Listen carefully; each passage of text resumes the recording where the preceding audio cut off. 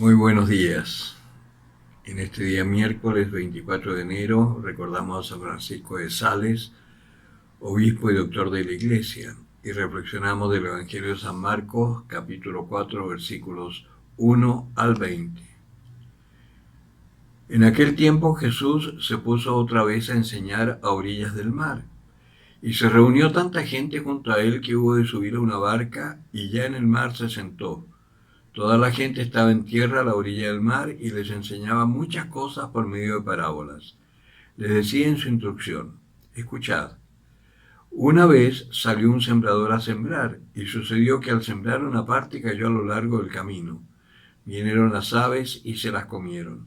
Otra parte cayó en terreno pedregoso donde no tenía mucha tierra y brotó enseguida por no tener hondura de tierra. Pero en cuanto salió el sol se agostó y por no tener raíz se secó. Otra parte cayó entre abrojos. Crecieron los abrojos y la ahogaron y no dio fruto. Otras partes cayeron en tierra buena y creciendo y desarrollándose dieron fruto. Unas produjeron 30, otras 60, otras 100. Y decía: quien tenga oídos para oír, que oiga. Cuando quedó a solas, los que le seguían, a una con los 12, le preguntaban sobre las parábolas. Él les dijo: a vosotros se os ha dado comprender el misterio del reino de Dios, pero a los que están fuera todo se les presenta en parábolas, para que por mucho que miren no vean, y por mucho que oigan no entiendan, no sea que se conviertan y se les perdone. Y les dice: ¿no entendéis la parábola? ¿Cómo entonces comprenderéis todas las parábolas? El sembrador siembra la palabra. Los que están a lo largo del camino donde se siembra la palabra son aquellos que, en cuanto la oyen, viene Satanás y se lleva la palabra sembrada en ellos. De igual modo, los sembrados en terreno pedregoso son los que, al oír la palabra, al punto la reciben con alegría, pero no tienen raíz en sí mismos, sino que son inconstantes, y en cuanto se presenta una tribulación o persecución a causa de la palabra, sucumben enseguida. Y otros son los sembrados entre los abrojos, son los que han oído la palabra, pero las preocupaciones del mundo, la seducción de la riqueza y las demás concupiscencias les invaden y ahogan la palabra, y queda sin fruto. Y los sembrados en tierra buena son aquellos que oyen la palabra, la acogen y dan fruto, unos 30, otros 60 y otros 100. Palabra del Señor. Aunque aparentemente estos ejemplos son cosas diferentes, en realidad tienen una hilazón, porque para poder llegar a dar fruto, que es el final, hay que tener raíces. Y esas raíces tienen que estar en una tierra buena. ¿Cuáles son las raíces? Son nuestra historia. Tenemos que tener clara nuestra historia. Tenemos que tener claros los acontecimientos de nuestra vida.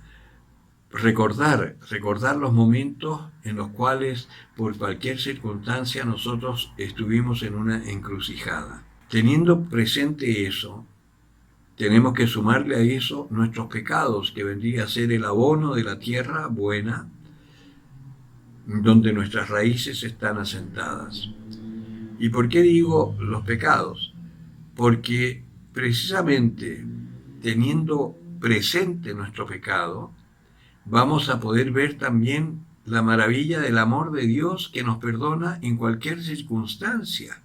Acuérdense de la palabra del otro día, que está ligada, no podemos ir separando las palabras. Dice que todo pecado se perdonará, incluso las peores blasfemias, pero quien peque contra el Espíritu Santo, ese no se perdonará. ¿Y el pecado contra el Espíritu Santo cuál es?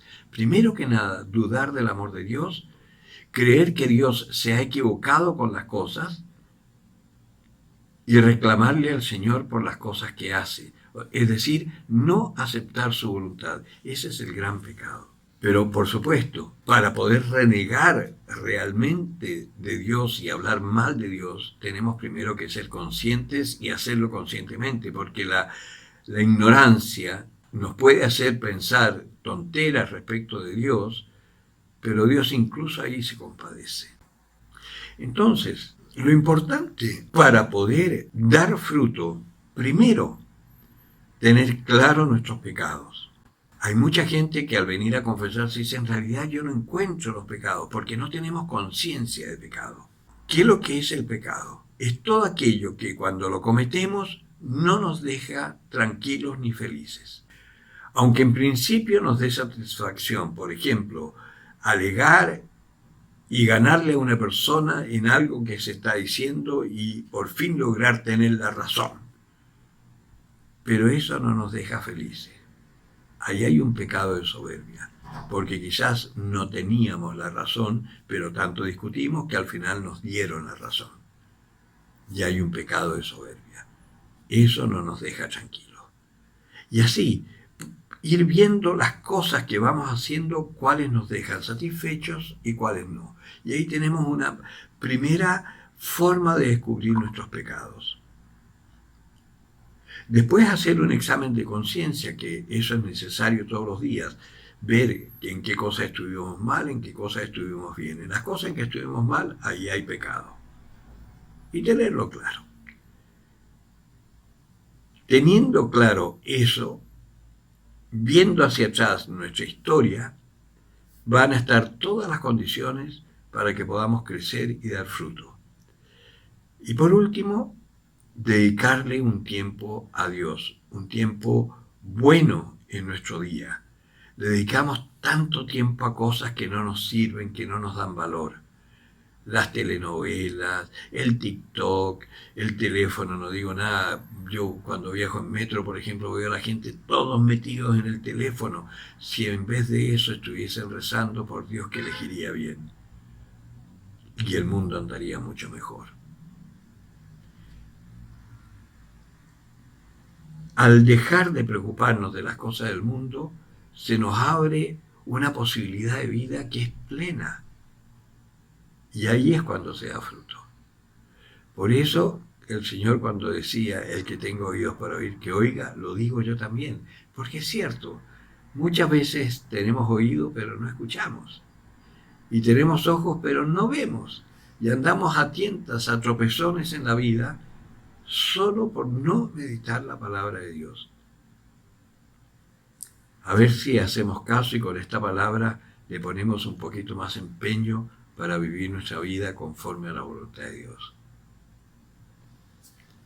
El que tenga oídos para oír, que oiga.